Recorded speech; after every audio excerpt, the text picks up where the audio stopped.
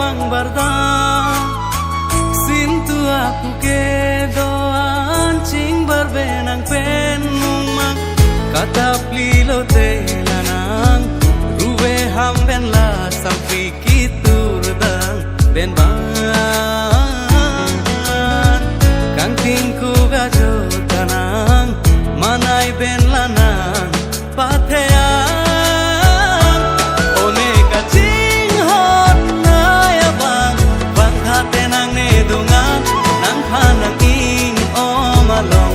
Nang akut lang One kacing hot na yabang Bangkate nang nedungan Nang hanang ing o malong Nang akut lang